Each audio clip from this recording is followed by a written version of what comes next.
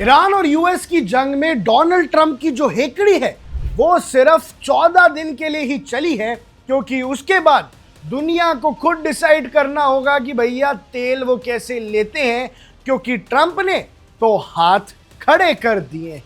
दर्शकों, Russian oil खरीदना है कि नहीं, ये 2 हफ्ते पहले तक सबसे बड़ा मुद्दा था कई देशों का कि भैया रशिया से तेल खरीदोगे तो यूएस सैंक्शन लगा देगा, टैरिफ पे टैरिफ लगा देगा। लेकिन अब रशिया के अलावा कोई ऑप्शन पूरी दुनिया के पास है ही नहीं।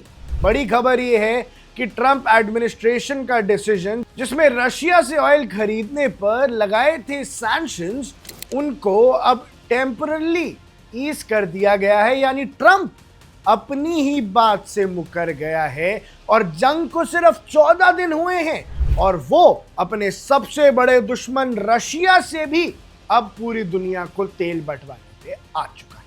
ये जो वेवर ट्रंप ने दिया है, ये सिर्फ भारत को नहीं दिया है, और ये वेवर सिर्फ 1 महीने के लिए तो है, लेकिन इसका जो इंपैक्ट है वो काफी बड़ा है।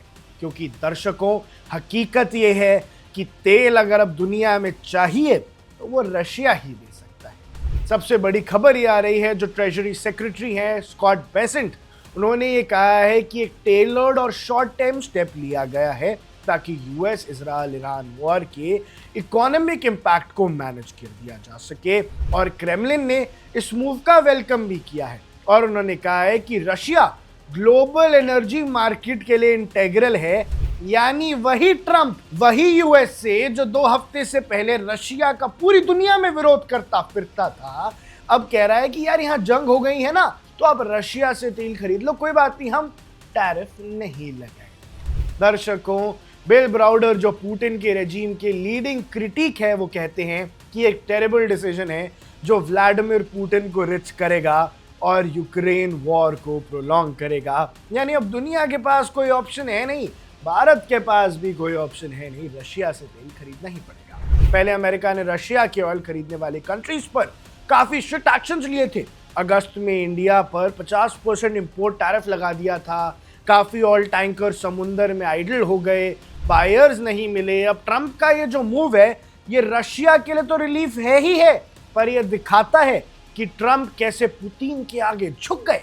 एनालिस्ट बेंजामिन हिल्जनस्टॉक के हिसाब से भी इस वेवर से रशिया की मंथली ऑयल एक्सपोर्ट्स लगभग $10 बिलियन तक इंक्रीज हो सकती हैं, जिसका आधा हिसाब सीधा गवर्नमेंट कॉफर्स में जाएगा।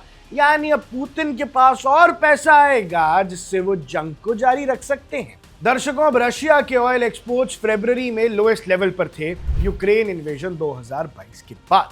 पॉलिसी के थ्रू रशिया अपने स्टॉक्स क्लियर कर सकता है और प्रोडक्शन भी बूस्ट करेगा, क्योंकि जब से जंग छिड़ी थी रशिया और यूक्रेन के बीच में, यूएस ने पूरी दुनिया में हल्ला मचा दिया कि रशिया से तेल मत खरीदो, रशिया से तेल मत खरीदो, वरना हम तुम पर सैंक्शन लगा देंगे। लेकिन अब जब पूरे मिडिल ईस्ट से दुनिया का 20% तेल रुका पड़ा है स्ट्रेट ऑफ हॉर्मुज पे, तो रशिया के अलावा इस दुनिया के पास कोई ऑप्शन है नहीं। और ऐसे में भारत जैसे देशों का रोल सबसे इंपॉर्टेंट हो जाता है, क्योंकि हमारे रिश्ते तो रशिया से भी ठीक है और अमेरिका से भी ठीक है। लेकिन हाल फिलहाल का सच यही है दर्शकों कि ट्रंप अपनी बात से यू टर्न ले चुका है। इस जंग को हुए सिर्फ 14 ही दिन हुए हैं और उसके भीतर ही अब रशिया के आगे हाथ जुड़ गए हैं कि दे दो दुनिया भर को तेल, वरना ये दुनिया इकोनॉमी क्राइसिस में डूब जाएगी, ऑयल क्राइसिस में डूब जाएगी।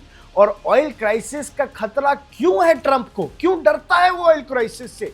क्योंकि भैया एक तो इकोनॉमी पे इंपैक्ट पड़ेगा, उनका भी बट्ठा बैठेगा, लेकिन जब पूरी दुनिया में तेल की कमी होगी तो पूरी दुनिया ट्रंप पर दबाव बनाएगी कि भाई इस जंग को रोक दो, अपने घुटने टेकने पड़ते हैं तो टेक दो, क्योंकि ईरान तो इस जंग को रोकने के मूड में दिख नहीं रहा है और अब ट्रंप के पास कोई चारा नहीं बचा है।